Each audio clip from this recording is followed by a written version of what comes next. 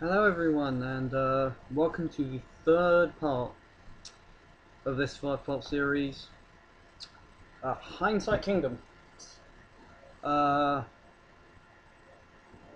rebooking all the Wrestle Kingdoms, so this, obviously the third of 5, would be rebooking Wrestle Kingdom 3. So, obviously if you haven't seen the first two, go back, watch those before you watch this, otherwise it kind of won't make sense, because sort of the people, well, a lot of things I did then, and in particularly Wrestle Kingdom 2, there was a rather big story that's going to be addressed in this video that you need to hear about, so go back and watch that at the very least. So, and do go subscribe to Burning Discipline, my cohort in concocting these cards. Link will be down in the description. So I guess I should tell you what happened between Wrestle Kingdom 2 and Wrestle Kingdom 3. So, Low-Ki defeated Shuji Kondo to become the IWGP Jr Heavyweight Champion. And that matters on this card because that title will be defended. And Togi Makabe and Toru Yano went over Masato Tanaka and Shinjiro Otani to become the IWGP Tag Team Champions. So there, you've got your two title changes coming into Wrestle Kingdom 3, which is a stacked card. I mean, this card is packed full of rafters with high impact title matches that would just blow you away. So let's get on with it, shall we? First match of the night is it would be a sort of a showcase match for CMLL. Mistico would go up against Averno for the CMLL Welterweight Championship. I don't really know a lot about weight classes and championships in CMLL, so I'm not really going to go into detail of that, but I know Mistico and Averno have had some very good matches, and I did check, Averno does qualify. I had to check just in case. Mistico was a welterweight champion at this time. They had a 6-man with the Mistico and Apollo 55 against Averno and the black hole of the junior heavyweight division, Gato and Jado. So why not have a good singles match and just fuck Gato and Jado? Fuck Gato and Jado. I think that's the opinion of a lot of Puro fans out there. Fuck Gato and Jado.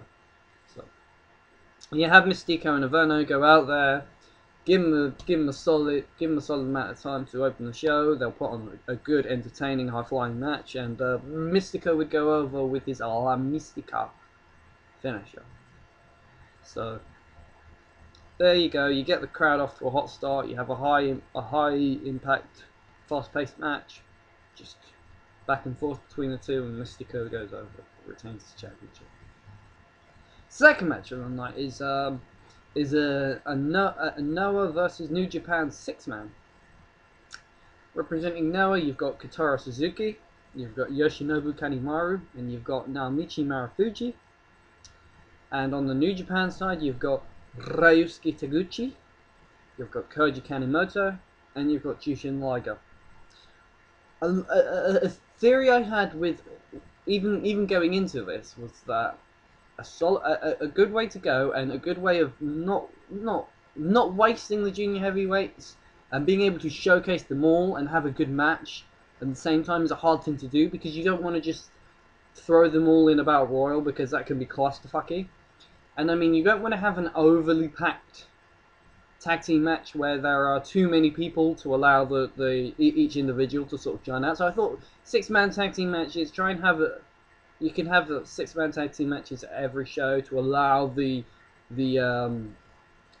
juniors to have a run out and have a great match. And I honestly think the team of Taguchi, Kanemoto, and Liger is a good team, and they've got a good set of opponents in Suzuki, Kanemaru, and Marufuji. And I honestly think this could be a very, very good juniors match. New Japan boys would go over, And since Liger got the pin on Brother Yashi at the first Wrestle Kingdom, I would have Kanemoto, and Kanemoto went under to Christian Cage at the last show as well. I would actually have Koji Kanemoto get the pin here. Koji Kanemoto would go over Kotaro Suzuki. There wasn't really much for Kotaro at this moment. I mean, he was going to down the line become the GHC Junior Champion, but not quite yet. So the New Japan boys go over.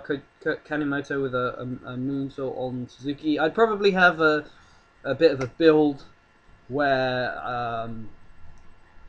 Taguchi hits something, and then Liger hits something, and then they both do something where one of them takes out Marufuji, one of them takes out Kanemaru, like a sort of a dual tope dive or whatever.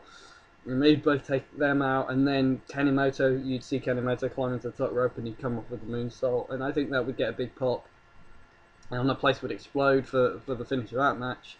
And you've got New Japan going over Noah, which is always good at a Noah show. So there you go, a very very good second match for a second match on the card. Third match of the night would be for the IWGP Jr Heavyweight Tag Team Championships. You've got Motor City Machine Guns, who have now had a year-long run, who won the World titles at Wrestle Kingdom 2 and have held them the entire year. They've been practically untouchable. They've had great matches with every single tag team in the division, and not only that, they've beaten every single tag team that's been thrown at them. So here they are given perhaps New Japan's lost hope to get the titles back. No Limit, Naito and Takahashi. Wow. I mean, just that name, those two names alone. If you saw those names next to each other on a card, you would immediately think to yourself, man, that's gonna be a match. That's gonna be a match, because these are two fantastic junior heavyweight tag teams, and with the build of having the Gaijin team, and I think after a year that Motor City being champions and knocking everybody off, I mean they would have gotten over, and I think New Japan fans would have accepted them as champions after maybe a few matches. But by now, New Japan fans are thinking, are these guys ever going to lose the titles?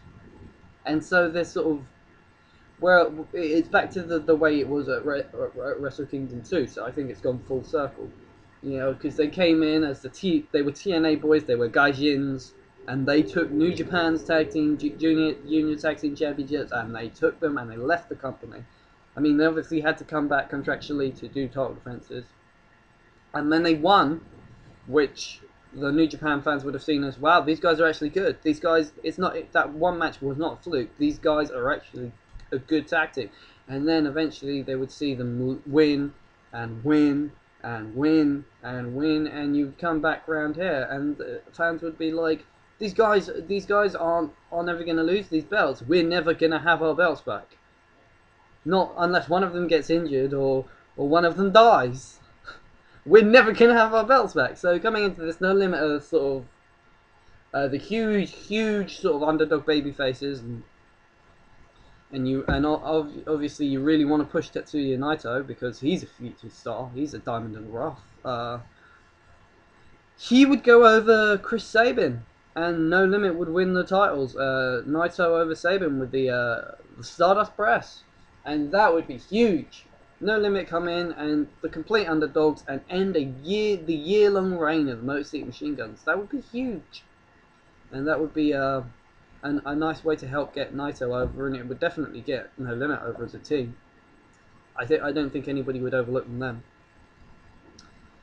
So you've got No Limit over the Guns, and another nice New Japan win, which sets up this next match, where none of these men are really New Japan guys. None of these three guys are New Japan guys, but it's for the IWGP Jr Heavyweight Championship. You've got Loki coming in as another Gaijin who's come into the company and has won one of their titles.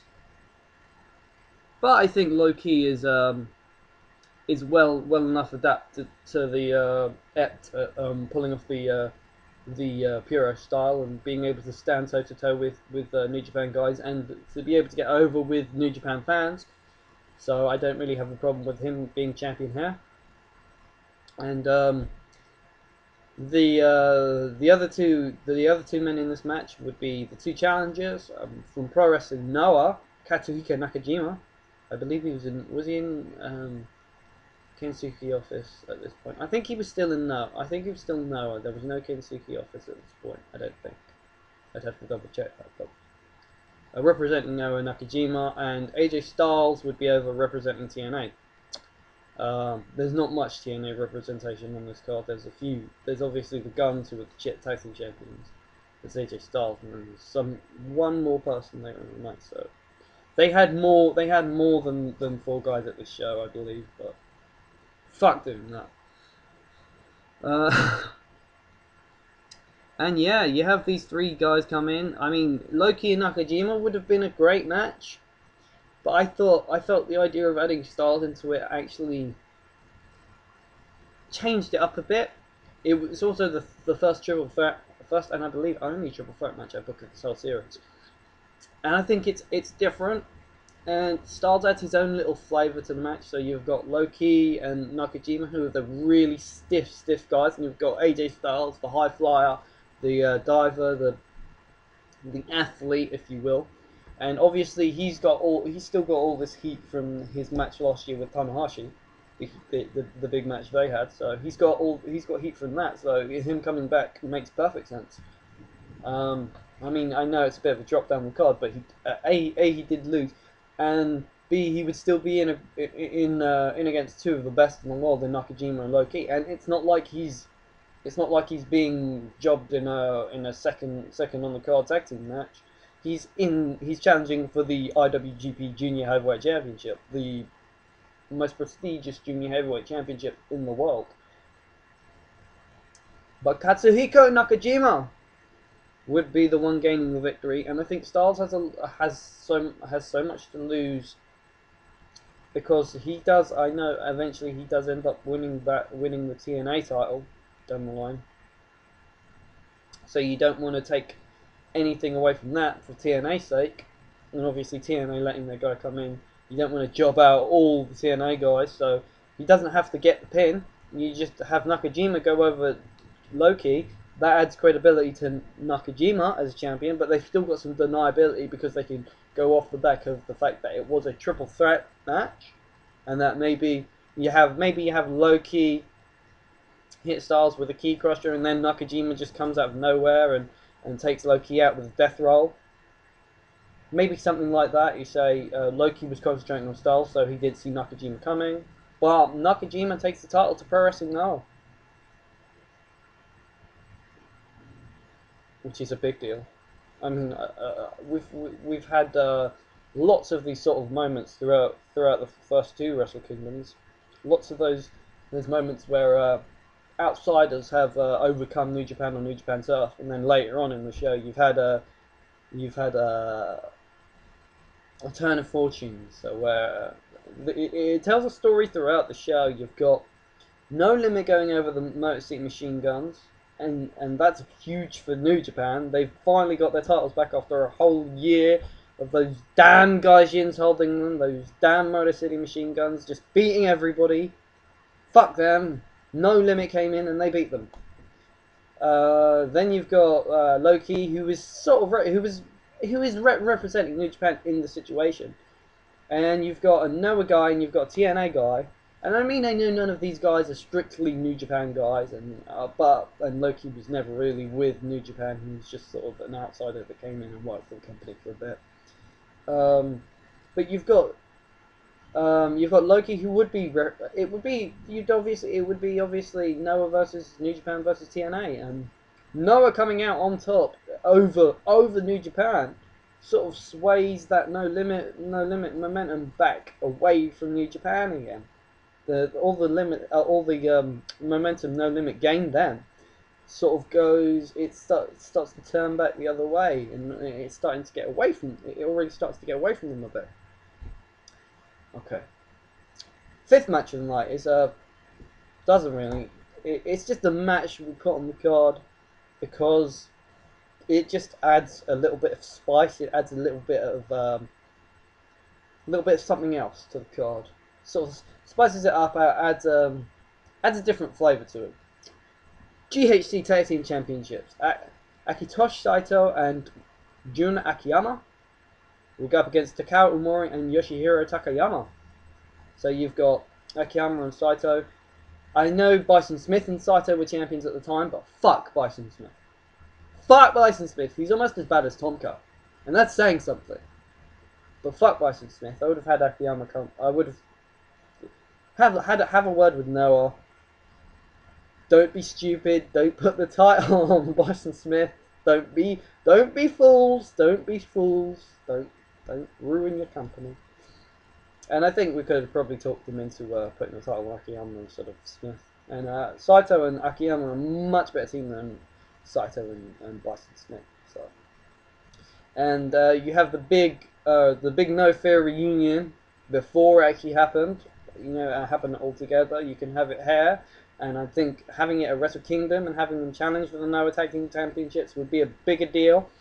Takayama's never strictly been signed to Noah, so neither was Omori. I think Omori might have actually been with New Japan at this time, but I would have let Noah have him. I mean, in this situation, I think it's a bigger deal to let them win the Noah Tag Team Championships and then have them go back to Noah and work for Noah for a bit, and then maybe have Omori come back over later, maybe around G1 time, have him in a G1 climax, and have him sort of stay on after that. Who knows? But I actually think this would be a great tag team match, and it would be a nice sort of cool down from the four junior heavyweight matches you've had to open the show, because you had the Mistico Averno, you had the 6-man with Noah versus New Japan, and then you had the Guns versus No Limit, and then you had Nakajima, Key, and Styles and Freeway, and those would be fast-paced, heated matches. You'd have a hard time keeping up if you're a cameraman. So you've got those four superb junior heavyweight matches, and then you've sort of got an interlude, if you will, with the GHC Tag Team Championships in the middle of the card. And I know the No Fear versus Saito and Akiyama is a big deal, but because they're such legends and they're older guys, you can put them in the middle of the card.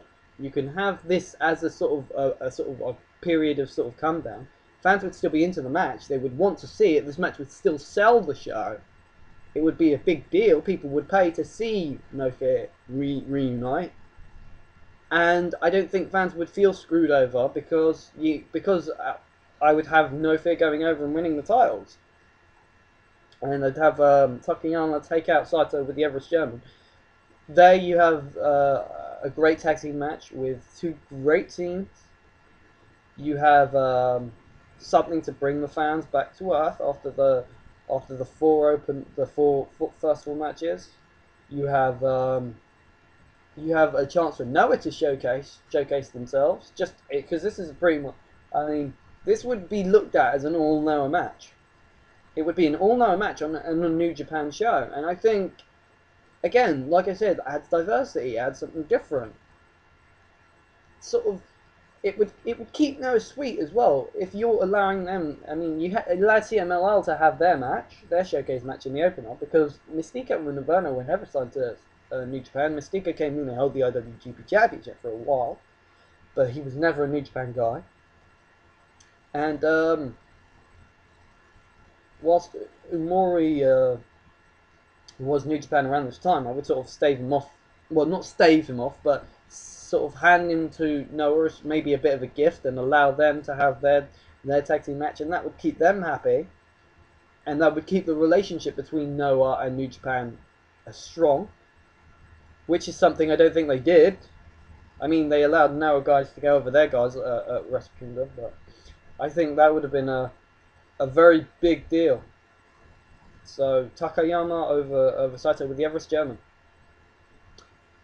and that actually would help the idea that I had for this match, the sixth match on the card, for the GHC Junior Heavyweight Championship, KENTA versus Prince Devitt. Devitt was not a star at this point. Devitt was not. He was not the guy that held the IWGP Championship for forever and beat everybody. Just held the title and held the title and held the title and held the title. KENTA was a star. KENTA is a star. KENTA is a name. KENTA is looked at this, especially at this point, as one of the best junior heavyweights in the world, if not the best. I mean, it's arguable. There's some people who do like KENTA, some people don't. I personally am a KENTA fan. I like KENTA's work. I was first exposed to him in Ring of Honor, so I liked his work in Ring of Honor, and then sort of followed up and saw some of his seen some of his Noah work. And kid's talented. Kid is very, very good. And in this match, you'd have Devitt being the well, he would definitely be the underdog, because he's not the name yet. He's not the guy. And KENTA would obviously come into this match pretty much cocksure that he's going to walk out with a great victory, and Noah are going to be walking out with a great victory. And after Nakajima has won the IWGP Junior Heavyweight Championship, KENTA literally comes out all smiles. He comes out for this match happy as Larry. He is the Junior Heavyweight Champion of Noah. He's got Nakajima, who's just taken their belt, and they could be walking out with two of the top junior heavyweight championships in the world. And they would have gone to Noah, to New Japan turf, and they would have won their belt off of them, and they would have defended their belt, the GHC belt, against one of New Japan's fastest rising stars. But of course it doesn't go down like that, does it? It goes down like this. Devitt hits the Bloody Sunday. KENTA kicks out at 1. At 1. He kicks out of the Bloody Sunday at 1. Fans go crazy. Devitt's like, what the fuck? Devitt picks KENTA up. They have he tries to beat him down, and then KENTA just comes at him with a flurry of kicks. And just when it looks like KENTA's he's fired up, he's gonna turn the tide of this match, Devitt just flattens him with a clothesline.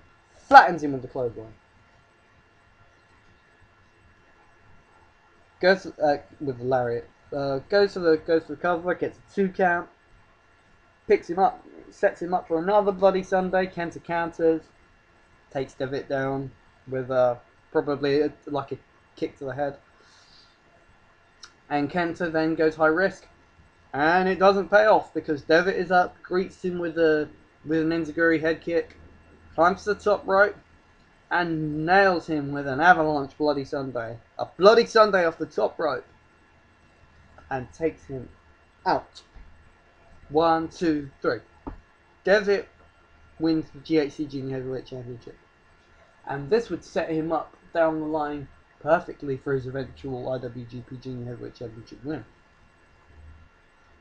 Because he goes over KENTA at Wrestle Kingdom. He's a star. He is a superstar. He's gone over KENTA. KENTA, man. KENTA. So Devitt's the guy. Devitt is the guy. And you'd have, obviously you have Taguchi come out and congratulate him. And they have a bit of a moment in the ring. And New Japan they might have lost their title, but they've taken Noah's. So there you go. 7th match of the night is for the IWGP Tag Team Championships. You've got the MVPs Makabe and Yano coming in as champions. which I think against Bad Intentions, and I think the idea of Makabe and Yano coming in as champions is a nice one because they're a very good tag team, very underrated. And obviously, because I want to build Makabe, you give him a reign with the tag team belts. I think that's just that's only going to elevate him. I mean, they've had 2 rules so far, and I think this match might actually be a little bit more technical because, and I think it's gonna mean more because they're going up against a younger team, a team of 2 guys. Well, Giant Bernard has obviously had he's had 2 defeats in his first 2 Wrestle Kingdom appearances, but he has gone out and he has found a partner, and they have basically beaten everybody in the tag team division that has been thrown their way, and now they're champions. They want to be champions, and Yano and Makabe are basically saying, "Well, if you want some, come get some." And they're not backing down. Not even from Bernard and Anderson. So, but you come into this match and maybe you have a bit of a Makabe be a brawler. Maybe Makabe and Bernard turns into a brawl, and you can have maybe Yano and Anderson work more of a technical sort of style. So you've got the two guys, each respective guy, sort of clashing with another and working 2 different sort of styles, and I think that would work well. But the finish would we have to put the titles on Bad Intentions because they're the only team that makes sense, and they are a good tag team and they can carry those belts. And Makabe is being pushed to bigger things. So Bernard goes over Yano with the Bernard driver, and Bad Intentions pick up the win. Yeah. And obviously from here they're going to become established New Japan established New Japan tag team. So you push forward from there. 8th match of the night is a match that actually happened on the card, and I don't really want to change this match. Not much, but tweak it a little bit. The 0-1 World Heavyweight Championship, Masato Tanaka versus Yuji Nagata. The only thing I would want to change about this match is that I would want Tanaka to come in as champion and Nagata to be the challenger. Because I think that makes more sense, especially given that we set this match up at Wrestle Kingdom 2 with the tag team match between Blue Justice Army and Tanaka and Omori. So you have sorry, not Omori, Otani.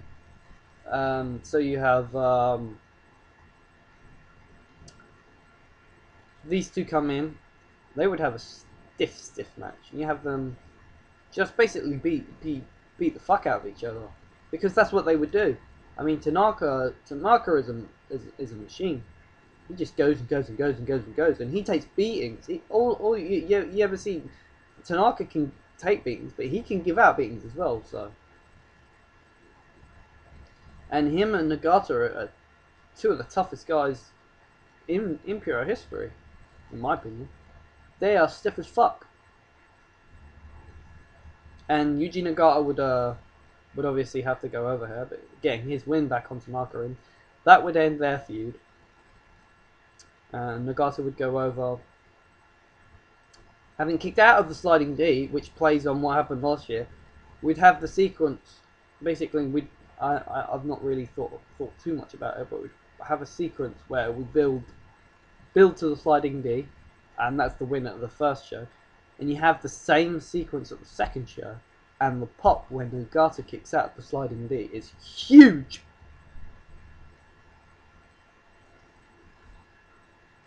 That would be brilliant.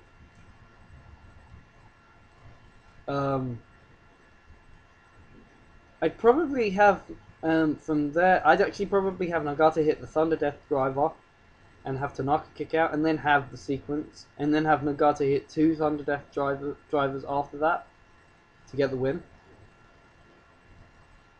I just think that would work very well, and that would get over, and Nagata getting the win, obviously, taking the 0-1 World Heavyweight Championship from Tanaka.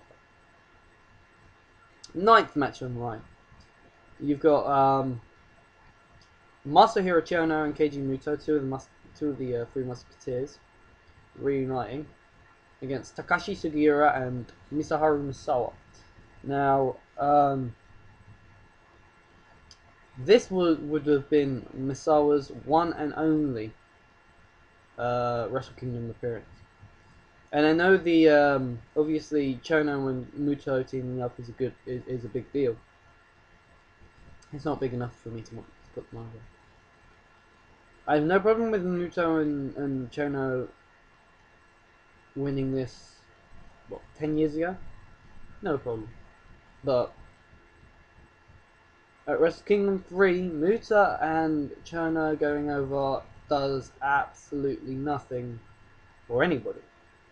Because that's pretty. I think that might be close to the end for pretty much the end of Chono's career.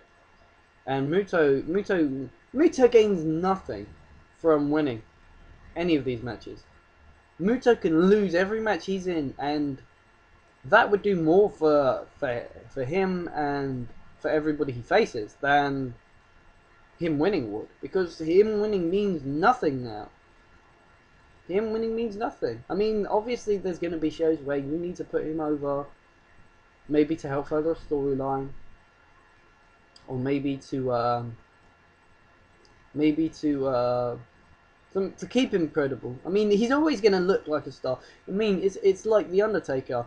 You could job. Well, you don't want to job the Undertaker out because of the character. I mean, it's like Triple H. Triple H can lose a lot of matches, and he's still Triple H. They will still look at him as a top guy because that's him. I'm not big Triple H fan, but Triple H is always going to be looked at as a top guy because he is Triple H. No matter how many losses he has to his name, he's always going to be looked at as a top guy. That's just because he is a top guy. Muto is much the same. So why does he need to win every match? Well, he doesn't. He doesn't need to win every match. It's as simple as that. So, and since Misawa would pass away a few months later, I believe, I'd have to have Sugiura get the win here. And to make this a huge deal, I would actually have Sugiura make Muto tap out. And how big would that be? Keiji Muto, how many times has Muto tapped out? As Muto or himself? Not many. You probably count them on one hand.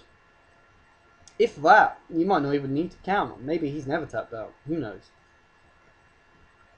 But having him tap out to Sugiura just put Sugiura over like nothing else could. I don't think there's anything in any other finish in this match that could put over Sugiura more than this would.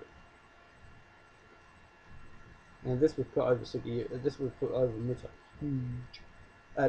Put over Sugiura. Huge. And obviously he's going to eventually win the GHC title.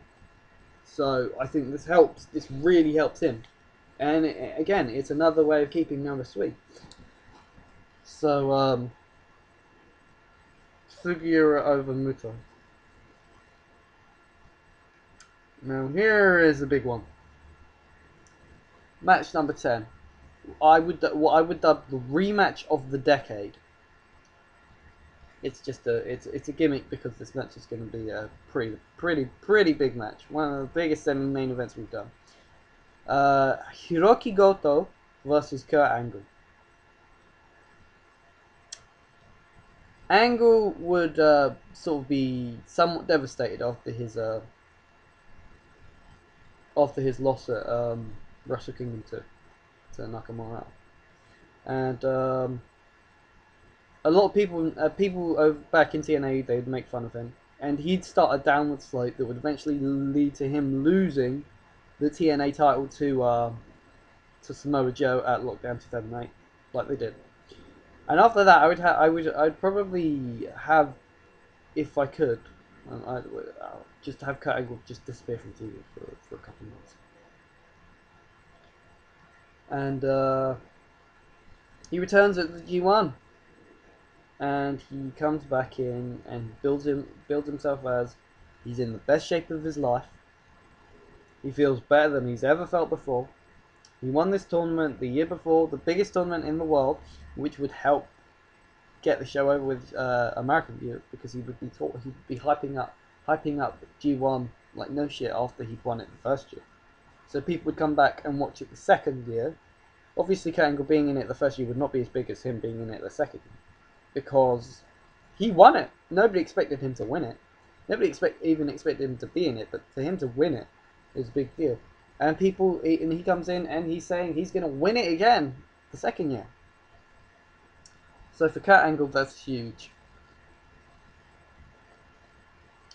Goto. So obviously Kurt Angle comes back at the G1 climax, and he plans on winning it. Goto, he won that match against Muta in what was his Wrestle Kingdom debut on the undercard of the Kurt Angle Nakamura match. And he comes out of that match a star. He's not huge, and he's not going to be getting I'm not going to be giving him an IWGP Championship match, because I don't want him to lose his. I don't want him to lose the title shot. I don't want him to lose the title match. So you've got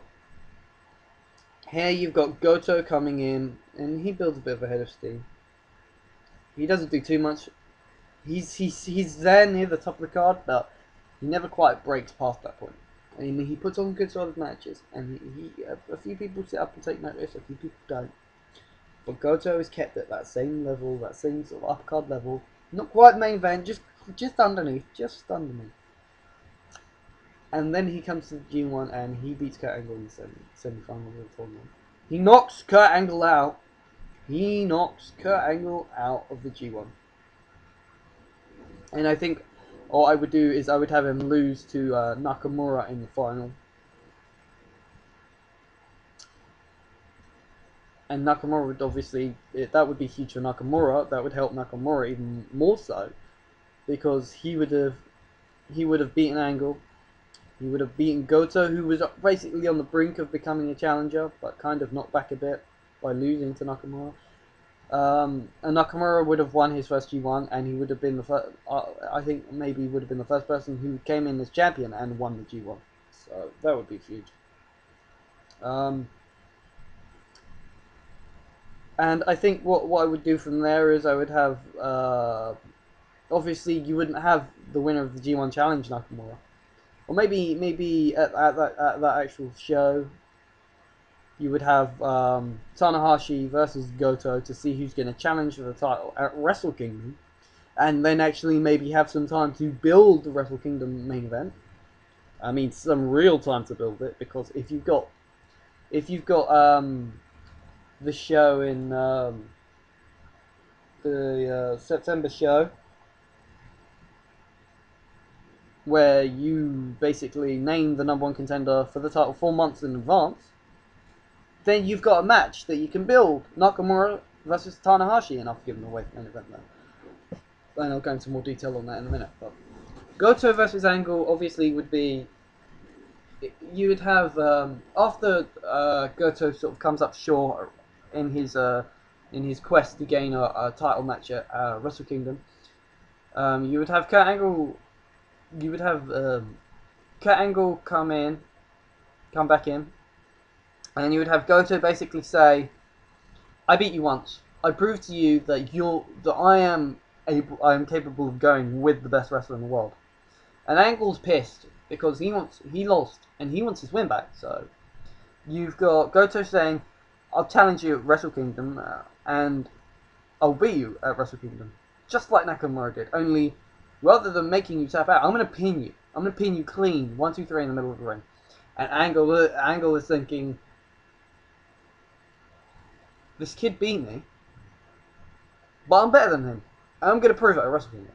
And that's basically the basis of this match. And I think this would be, if you built it right, it would be big. It would be a big semi-main event. Obviously, a big match with Goto, where he's got a chance to prove that he really is one of the best, and that his win at G1 wasn't a fluke like a lot of people said it was, and that he can actually hang with the top guys, because so far it's been, he almost got there, but he didn't quite make it, which is, it's a risky play, but I think it works if you build Goto slowly, because you don't want to rush Goto to the title. You want to build him slowly. And he would go over Kurt Angle again. He would beat him clean in the middle of the ring, like he said he would with the Shotenkai. So you've got Goto going over once again, and again, notice he was in the he was third from top at the second Wrestle Kingdom with Muta. He's semi-main event at this show.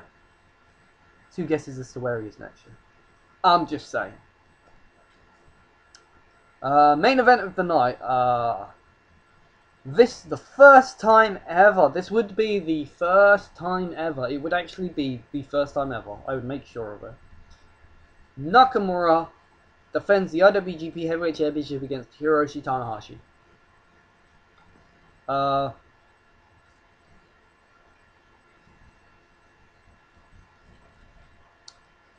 What can you say? These are the two stars of New Japan.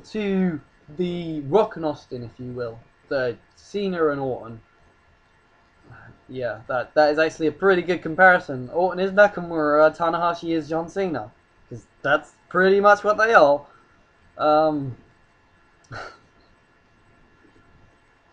I actually feel kind of bad making that comparison. But it fits, so what can you do? This match would be huge. You'd have these two come in. Nakamura's the champion, and he's had a year-long reign. He comes off the back of beating Angle, and maybe him winning the G1, him beating everybody, and him then winning the G1 makes him arrogant. And maybe Tanahashi's gonna knock that smirk off his face. He's got an arrogant smirk, and maybe Tanahashi's gonna take him down a peg or two. And you're going to have Tanahashi go up against Nakamura for the belt. Tanahashi's coming in, and he's going to be the guy that shows Nakamura that he isn't the best, because Nakamura's been going along thinking and acting like he is, just because he beat Kurt Angle at Wrestle Kingdom, just because he took the title back for New Japan. That doesn't make him a god. It makes him a great wrestler. It makes him a star. It makes him a big name for New Japan, but that doesn't make him the best. And on any given night, Tanahashi can go over Nakamura, and he will prove it at Wrestle Kingdom, and he will take that title. So you come into the match, and this is, because it's the first time ever, this is new. Everything is new. Everything is brand new. They come in with new outfits. Maybe even the belt is new. Maybe you've even got a new championship belt. Everything is new. Nakamura's new outfit, new tights, maybe a new belt, like I said. Tanahashi, new clothes. He had the normal pants before. He now has the leather pants that he has now. A new outfit for Tanahashi. Maybe he even does something else crazy with his hair. The match is new. They're debuting new moves left and right. And both of them have got new finishers. And they go back and forth. And Nakamura hits the Bomaye, and they think it's it. And Tanahashi kicks out. And then Tanahashi comes back, and he hits the Bridging Dragon, and they think that's it. But it's not. And then Nakamura debuts his new finisher. I don't know. Maybe you have him adapt the Tiger Driver. Maybe he uses the Tiger Driver. Maybe that's not a good idea. But he has a new finisher. And Tanahashi kicks out of it. And then Tanahashi hits him with the second Bridging Dragon. And Nakamura kicks out again. And then they just go back and forth and back and forth and back and forth and back and forth and back and forth. And eventually Tanahashi, they're both down, and Tanahashi is able to get up. And Nakamura slowly gets to his feet. And then Tanahashi takes down Nakamura with a sick lariat. a sick lariat. And Tanahashi goes to the top rope and he leaps off and he nails his new finisher, the high fly blow. He nails the frog splash. He goes for the cover in the middle of the ring. 1, 2, 3. Hiroshi Tanahashi is your new IWGP Heavyweight Champion. And he's gone over Nakamura. He's gone over Nakamura in what would be New Japan's biggest star versus New Japan's second biggest star. And New Japan's second biggest star actually beats New Japan's biggest star and becomes New Japan's biggest star. And that is huge. That is massive for New Japan. They have a new heavyweight champion. You have Tanahashi over Nakamura in what would have been a good match. A good match, not the 2011 version of the Nakamura Tanahashi matches. It would have been a good match. It would have been a great match. It would have been fantastic. So, that's it from me for now. That was Wrestle Kingdom 3. Let me know what you think. Comment down below. And subscribe up there. And do continue. There are 2 more left. 2 more huge stacked cards coming your way. Hopefully you tune in for those, and obviously do look back on the other cards if you still haven't seen them yet. I mean, I know you probably should have before, but I might let you off. I might let you off. You can just go back and watch them as well, because all of these cards are great cards. All of these shows are great cards. Better than what New Japan did. Better than what New Japan did. I hope New Japan watches these and basically cries about how they when they see how they could have booked these shows, because these shows could have been better than WrestleManias. Better. This could have been a bigger concept than WrestleMania, and if you'd have booked it this way, it would have been. So do continue to follow the series if you already are. Subscribe if you're not subscribed. Comment if you feel the need to comment, and let me know what you think about the card. Burning Discipline in the description. Let him know what you think about the card, because he had some input as well. He had quite a lot of input as well. This was as much mine as it was his. It was my idea. I spoke to him about it. We worked together on these. Just let me know what you think. And subscribe, man. I need more subscribers. Alright. Look out for the next video. The next Hindsight-Kingdom, which would be Wrestle Kingdom 4.